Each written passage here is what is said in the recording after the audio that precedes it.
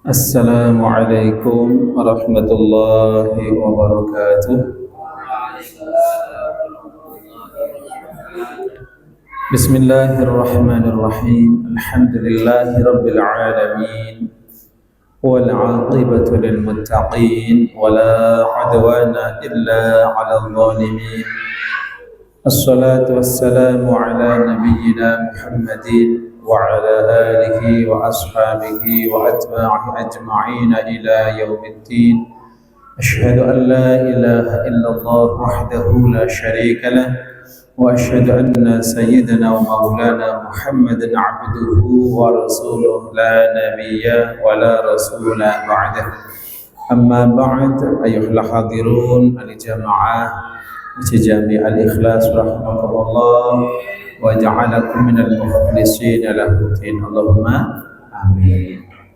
Puji dan syukur marilah kita haturkan kehadirat Allah Subhanahu wa taala atas limpahan karunia, rahmah, hidayah serta taufik, sehingga di antara barakah rahmahnya kita masih diperkenankan bertemu kembali di tempat yang mulia ini, di masjid yang kita cintai ini, dengan niat yang baik dan ikhlas karena Allah Subhanahu wa taala. Mudah-mudahan Allah selalu menolong kita agar menjadi hamba-hambanya yang ikhlas. Allahumma amin. Jadi kalau kita melihat, mendengar kata-kata ikhlas, rasanya kita jauh dari ikhlas ya Pak ya. Tapi minimal kita berusaha, berjuang menjadi ikhlas dan mohon kepada Allah kita diberi ikhlas.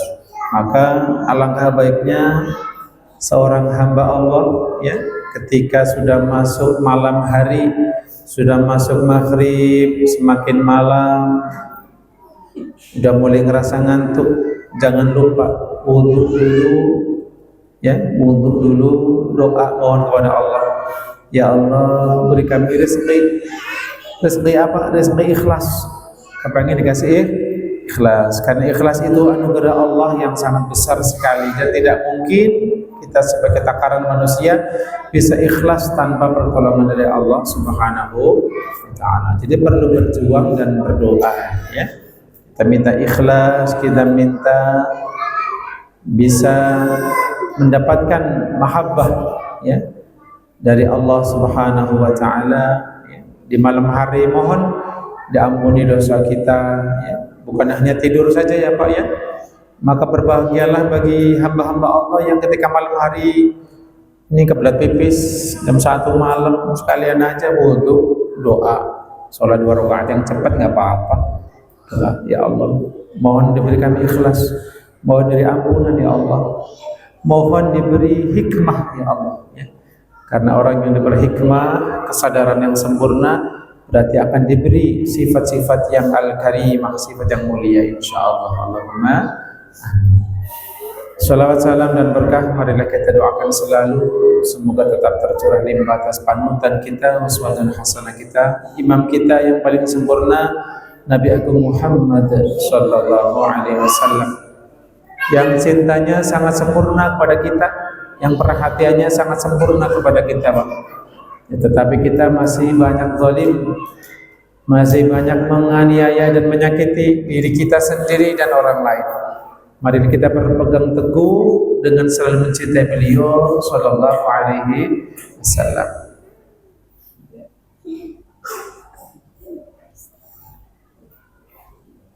Baik, marilah kita bersama-sama bersolawat mendoakan rahmah, ziyadatul rahmah ma'a ta'zim dari Allah dan salam hormat Allah Subhanahu wa taala.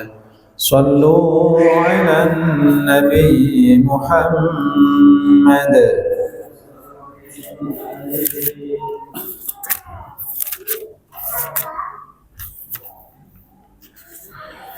Salatullahi ma lahat kawakib ala Ahmad khairi marrakiban najaib hada hadis surah bismil habaib فهز السكر أعضاف الركائب ارفعوا صلاة الله ما لاحت كواكب على أحمد خير من ركب النجائب حدا حد السورة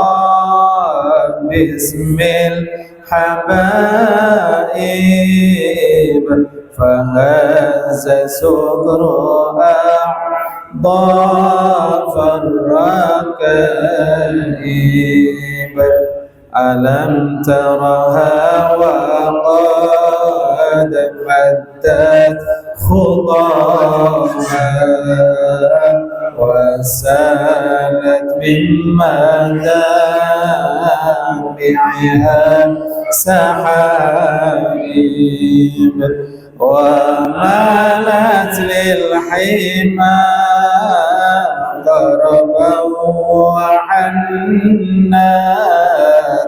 إلى تلك المعالم والملاعب ارفعوا صلاة الله ما لاحت كواكب على أحمد خير من ركب النجائب حدا حد السورة باسم الحبائب فهز السكر أعضاف الركائب فتعدد بالسمام ولا تسوقها فقائد شوقها للحي جاذب فهم ضربا كما قامت وإلا فإنك في طريق الحب كاذب ارفعوا صلاة الله ما لاحت كواكب على أحمد خير ما ركبا نجائب حدا حد السورة باسم الحبائب فهز السكر أعضاف الركائب. Coba Bapak-bapak perhatikan di bait yang pertama kedua. Salatullahi malahat kawakib. Jadi memang kita sudah niatkan membaca sholawat, bukan niat menyanyi. Menyanyi memang gak ada pahalanya Pak ya. Ada itu hal yang umum, hal yang halal ya. Jadi nyanyinya halal jadi halal. Jadi gak apa-apa, menyanyi boleh ya. Tetapi karena kita niat bersolawat, maka insya Allah mendapatkan pahala cahaya berkah bersolawat. Salatullahi ya, karena sudah niat bersolawat, di mana solawat artinya doa ya, doa mohon kepada Allah agar Allah memberikan solawat, memberikan rahmat ta'zim ya. Maka salatullah semoga, doakan semoga atau mudah-mudahan gitu ya. Ya Allah barik lana fi ma razaqtana wa qina adzabannar. Apa artinya Pak? Ya Allah berilah berkah kepada kami. Maksudnya ya Allah semoga Engkau memberikan berkah kepada kami. Karena apa? Ad-du'a talabul adna ilal a'la. Doa itu permohonan dari yang rendah kepada yang tinggi. Ya, maka yang rendahkan kita mohon kepada Allah yang maha tinggi, maka hak Allah mau mengabulkan apa? Tidak, tapi Allah maha tahu Allah Maha melihat Ar-Raqib, ya, maka hati kita harus yakin bahwa Allah akan menerima doa kita, apalagi salawat kita. Harus yakin Allah akan mengabulkannya. Jadi jangan, ini kayaknya nggak keterima salawat kita deh, kita nggak ikhlas salawatnya. Kenapa nggak ikhlas? Udah laksanakan karena Allah, ya. Talabul adna lil a'la. Sama kita praktekkan dalam kehidupan sehari-hari. Seorang anak tidak boleh menyuruh orang tuanya. Ya, kalau orang tua boleh menyuruh kepada anaknya. Seorang istri tidak boleh menyuruh suaminya. Seorang suami boleh menyuruh istrinya. Maka perhatikan lafaz-lafaz yang benar. Kadang kerusakan adab, kerusakan ilmu, ya karena kita sendiri yang kurang perhatian. Contoh begini, Pak, mau kemana Pak? Ini disuruh istri beli jahe, umpamanya. Apa katanya? Disuruh, biasakan, ya, biasakan jangan mengatakan saya disuruh istri. Nggak boleh. Kalimat yang baik, ini istri saya minta. Itu lebih baik. Istri saya minta tolong saya beli jahe, mau bikin bubur kacang hijau, itu baru adab. Paham? Mau kemana Pak? Ini anak nyuruh saya nambal ban. Anak nyuruh, nggak boleh. Lafaz kita adalah doa yang kita ucapkan bisa menjadi doa. Maka perhatikan, ini anak saya minta tolong, ini minta ditambal. Paham ya Pak ya? Itu tolab doa, tolab yang isinya doa. Gitu. Kira-kira paham Pak ya? Ini bahasa Jawa ini dikon. Ini dikon bojo. Jangan dikon diminta ya. Kira-kira paham Pak ya? Ini cara menjaga adab kita agar lafaz-lafaz ini bermanfaat dan jatuhnya kalam ucapan kita itu muqtadul hal, sesuai dengan kondisi yang disampaikan, tidak sembarangan. Karena kita banyak sekali Pak ya mengucapkan kata-kata yang membuat mungkin Allah nggak ridho, gitu ya. Nah kita hati-hati ya. Salatullah, maka maknanya semoga Allah memberikan sholawat malahat kawakib selama bintang-bintang masih berkelip bercahaya ya alahmat kepada baginda Nabi Muhammad sallallahu alaihi wasallam yang salah satu namanya adalah Ahmad, ya. Ala Ahmad, Ahmad itu nama Nabi kita juga. Khairi man rakiban najaib, sebaik orang yang menaiki unta-unta, ya. Hadis surah Bismil Habaib diterangkan tentang bahwa salat ini ya termasuk bagian dari Maulid Ad-Taibaiyah, yaitu tentang orang yang sedang menggembala, ya, atau angon, ya, sambil berdendang membaca syair-syair pujian-pujian, ya. Bismil Habaib menyebutkan nama-nama para kekasih-kekasih. Fahazza sukru a'dhafar raqaib, maka menjadi sukru, bukan shin tapi sin kecil ya, tipis. Sukru artinya rasa cinta yang sudah meninggi, membesar, seolah-olah orang jadi mabok cinta, ya. Nah, pernah dengar kata as-sakrat as-sukru ya? Nah, sakaratul maut contoh, ya. Sakrat itu namanya sekarat. As-sakar itu apa namanya, cinta yang sangat lebih dari umum. Maka mabuk cinta bisa membuat seseorang menjadi otomatis, ya, melakukan hal-hal yang mungkin di luar nalar, atau secara otomatis melakukan hal-hal yang mungkin dia tidak sadari. Contoh ketika kita senang dengan sesuatu yang tidak,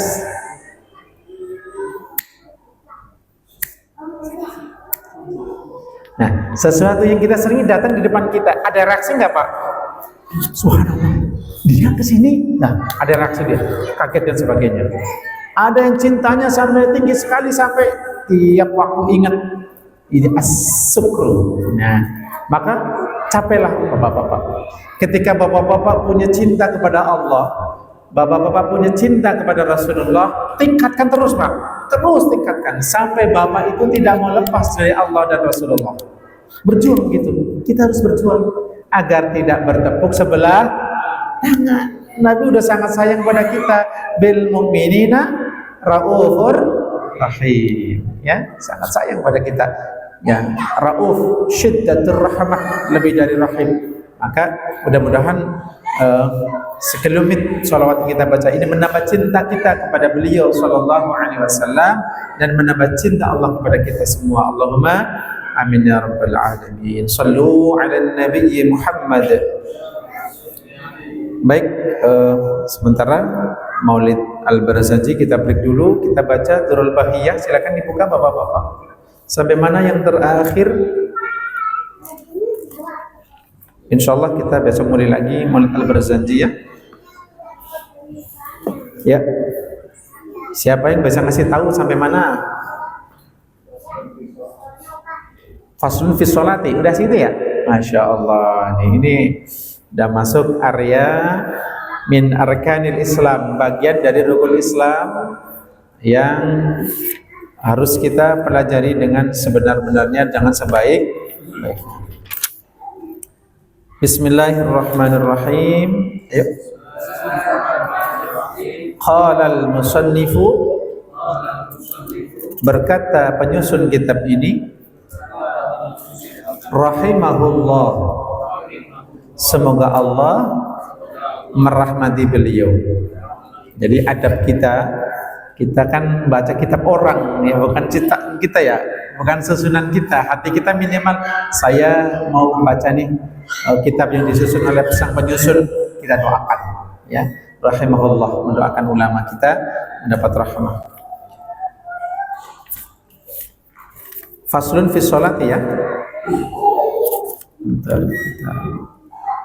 Bismillahirrahmanirrahim. Faslun, fasal, gampang aja ya. Fis sholati, tentang sholat. Jadi bapak-bapak jangan berharap kita akan membahas masalah zakat, karena yang dibahas apa? Sholat. Walakin as-sholatu min zakatil badan. Sholat itu bagian dari sedekah dan zakat badan kita. Masih ingat gak kisah baginda Nabi Shallallahu Alaihi Wasallam menyampaikan bahwa 2 rakaat sholat duha sudah menjadi zakat sedekah untuk seluruh sendi-sendi kita. Masih ingat itu ya? Jadi berusahalah untuk istiqamah bersyukur kepada Allah dengan melaksanakan sholat duha ya. Kalau sempat Pak, kalau sempat pulang shift malam, pulang jam 8 ya, langsung tidur, bangun jam 2 ya, sempat sholat duha ya, kan nggak shift malam terus. Teman saya ada yang shift malamnya sebulan ya. Nanti shift siang sebulan ada ya. Oke, baik. Walaha dan sholat mempunyai syurutun. Nah, mohon maaf nanti terkibnya nanti aja ya Pak Ustaz ya. Syarat-syarat, wa arkanun, dan rukun-rukun, wa mubtilatun, dan hal-hal yang membatalkan, wa sunanun, dan sunnah-sunnah, wa makruhatun, dan makruh-makruh. Bismillahirrahmanirrahim. Faslun utawi iki iku pasal suwiji fi sholati kang tetep ing dalam nerangaken salat. Maaf pakai bahasa Jawa ya, karena ada yang lagi ngasah-ngasahi lagi. Walahalan iku kedua salat. Kedua berarti dua maksudnya walaha dan salat mempunyai syurutun utawi pira-pira syarat. Walahalan iku kedua salat syurutun utawi pira-pira syarat. Ada syarat-syaratnya, baik syarat wajib ataupun syarat sah.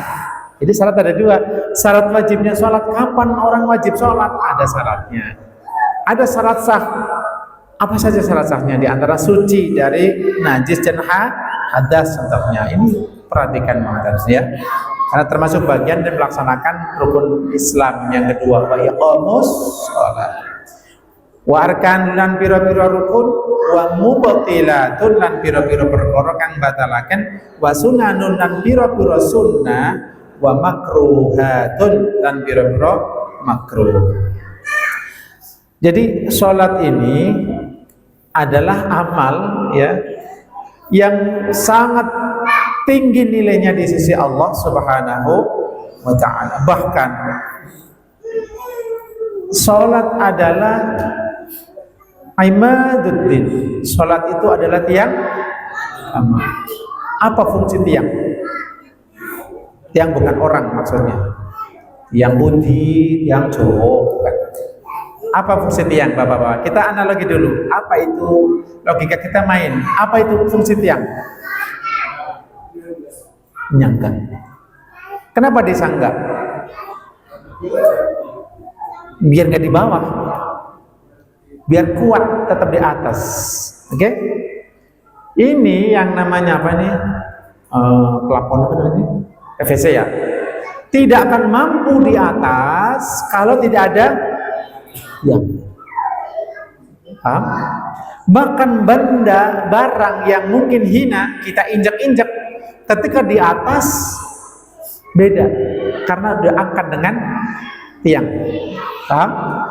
Dan sholat adalah tiang agama. Agama bapak-bapak akan luhur, akan tinggi di sisi Allah, akan mulia di sisi Allah kalau sholat bapak-bapak bagus. Paham kira-kira Pak?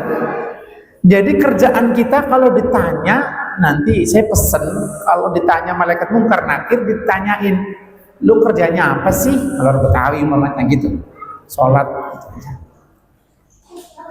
Karena kalau kita kerja kan cuma sekali sehari kan, ke pabrik udah sekali pulang lagi. Kalau sholat kerjanya berapa kali? 5 kali. Kenapa? 5 kali karena banyak sekali nikmat Allah yang harus kita syukuri. Nikmat penglihatan, ya, nikmat perasa, ya, pakai lidah, nikmat peraba, nikmat apa lagi? Bau, kita bisa menghirup bau, nikmat Allah. Kita syukuri dengan apa? Di antara dengan sholat. Karena sholat itu dengan badan kita, dan badan kita itu merasakan panca indera semua. Panca ada berapa? 5. Berapa? Panca indera kita ada 5, maka sholat ada 5. Untuk apa? Untuk mensyukuri 5 macam panca indera kita. Do you understand what I'm about it? Insya Allah bahasa Inggrisnya cakep juga nih Bapak-bapak. Yes aja nggak tahu artinya. Udah paham ya? Jadi panca indera kita disyukuri dengan apa? Dengan kita melaksanakan sholat 5 waktu. Merasakan malam, siang pun ada 2 ya. Ada pagi, ada siang, ada sore, ada malam yang separuh pertama, ada separuh yang kedua. Kan begitu. Ada pagi, ada siang, ada sore. Hawanya beda-beda nggak? Beda. Pagi hawanya beda, siang panas juga beda, sore udah beda, maghrib beda. Ya, maghrib sampai ke jam 12 beda, ya. Jam 12 sampai subuh juga beda semua hawanya. Dan rahmat Allah ada di semua itu. Maka kita diperintahkan melaksanakan sholat sehari semalam 5 kali untuk mensyukuri 4 macam panca indera kita ya. 5 indera kita yang tadi disebutkan. Sudah paham Pak ya? Jadi kalau ini sholatnya cuma 5 kali, oh berarti masih ada 1 panca indera yang belum syukuri ya. Paham ya Pak ya? Alhamdulillah. Itu pentingnya kita memahami.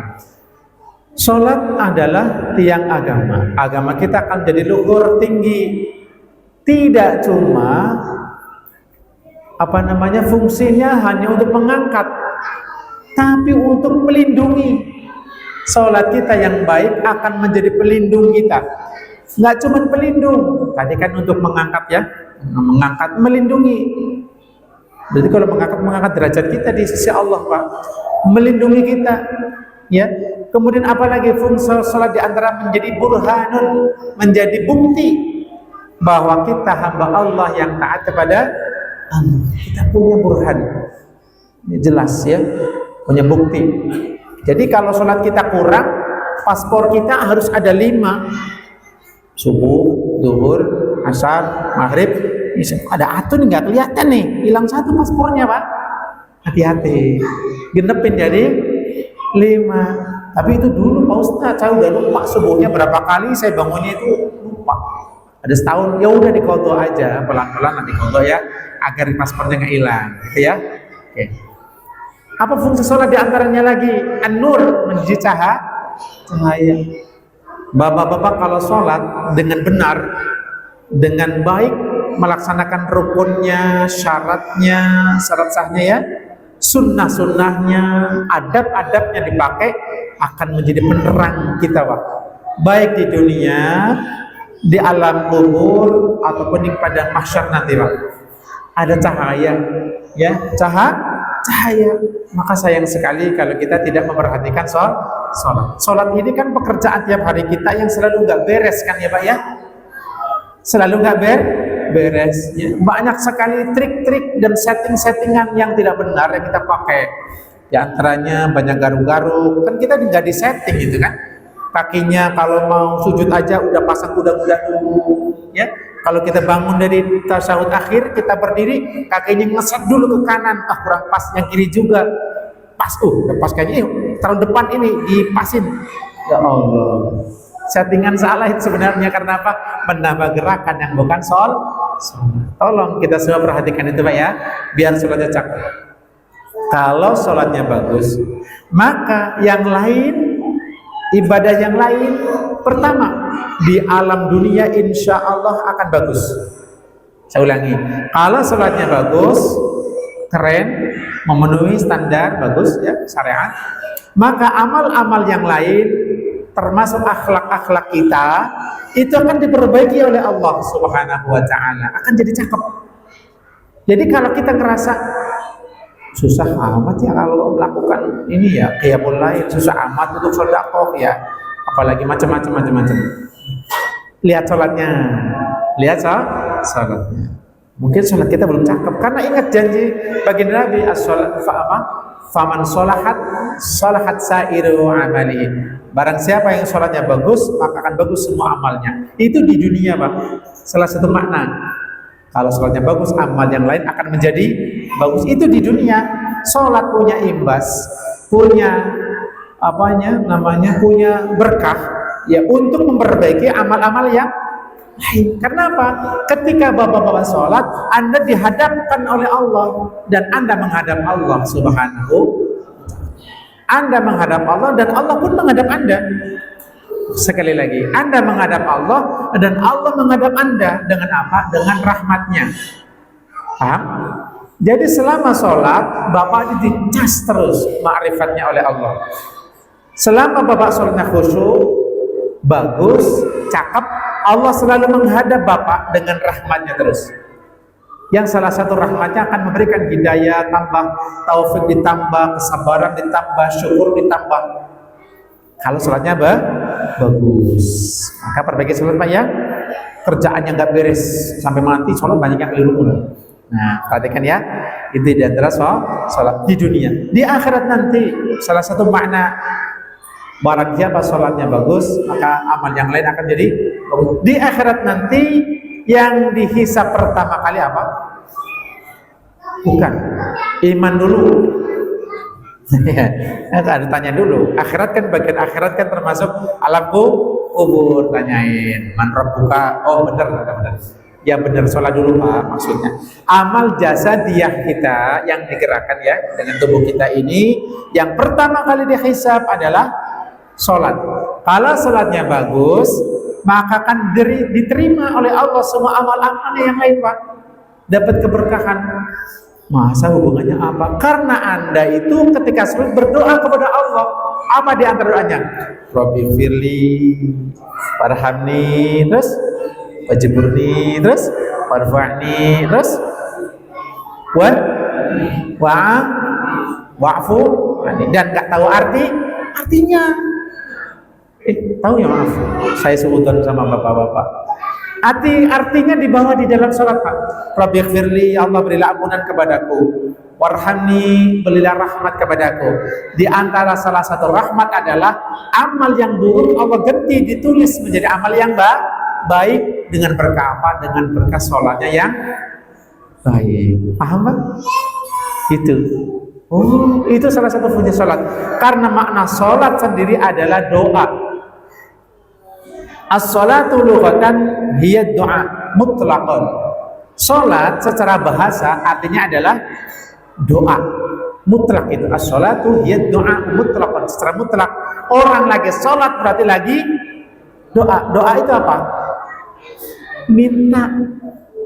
Lah orang minta kok hatinya nggak minta kemana-mana, namanya berarti gambarnya sholat, aslinya tidak sholat. Paham Pak ya?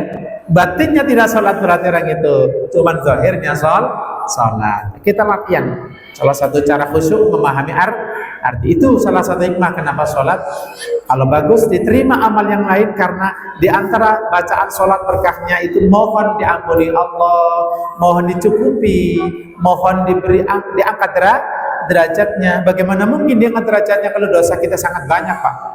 Nah, paham Pak ya? Ini diantara sholat. Jadi itu sholat fungsinya ya. Sekarang apa itu sholat? Sebelum sampai ke syarat-syarat sholat, kita pahami makna. Yang saya lakukan ini namanya sholat, tapi sholat itu apa ya? Kalau tahu sholat secara bahasa apa tadi? Penyuwunan, lagi dungo, berdoa ya. Nah, sekarang sholat secara syariah, secara ilmu fiqih apa Pak? Ada yang bisa ngejawab? Oke, kalau begitu kita kasih PR. Tolong besok harus ada yang bisa menjawab makna sholat secara istilah syariah. Kalau nggak bisa jawab, harus nanya. Ya, kalau nggak bisa jawab, harus nanya. Itu bukan saya yang nyuruh. Fas'alu ahla dzikri in kuntum la ta'lamun. Tanya orang yang mengerti tentang zikrullah, tentang mengingat Allah. Allah diingat dengan ilmu, dengan ibadah dan sebagainya. Tanya orang yang alim, in kuntum, kalau kalian la ta'lamun. Wajib nggak berarti? Ya. Jadi kalau besok nggak ada yang bisa menjawab, bapak-bapak wajib bertanya. Ya, oke? Deal? Baik, marilah bersama-sama kita mohon kepada Allah Subhanahu wa taala, mudah-mudahan Allah jadikan kita sebagai hamba-hambanya yang mau memperhatikan sholat ya, yang mau memperhatikan hal-hal yang berhubungan dengan ibadah kita, khususnya sholat 5 waktu. Amin ya rabbal alamin. Dan jangan lupa setiap kita mau sholat Pak, kita doa di hati. Ada doa di hati, yang doa itu hanya Anda yang tahu dengan Allah Subhanahu wa taala. Di antaranya, ya Allah, saya mau sholat, minta tolong sholatnya diperbaiki ya Allah. Minta khusyuk, ya, minta bisa meresapi sholat, bisa khusyuk di dalam sholat, bisa tawadhu di dalam sholat. Karena banyak orang yang sholat zahirnya, tapi mungkin di hatinya khusyuk, zahirnya enggak khusyuk, matanya kemana-mana, ngeliat lampu, lihat apa gitu. Padahal sholatnya dilatih untuk tunduk, patuh dan merunduk kepada Allah Subhanahu wa taala. Saya pesan itu Pak ya, sebelum sholat adalah jeda waktu. Ya Allah, saya mau sholat, tolong beri kami sholatnya agar cakep, agar bagus sesuai syariah. Beri aku khusyuk ya Allah, berilah aku ikhlas, beri aku bisa tunduk benar-benar kepadamu di dalam sholat ini. Laksanakan Pak ya. Pakai bahasa Arab, nggak usah pakai bahasa Arab, nggak tahu artinya, itu aja dulu aja ya. Allahumma inna nas'alukal khusyuk wad-dumu'. Nah itu bahasa Arabnya diantaranya, nggak usah bahasa Indonesia atau bahasa panjenengannya biasa dipakai. Ya Allah, saya mau sholat, saya mohon diberi khusyuk, perbaiki sholat saya, diberi bisa tawadhu, bisa santun, bisa cakap di dalam sholat.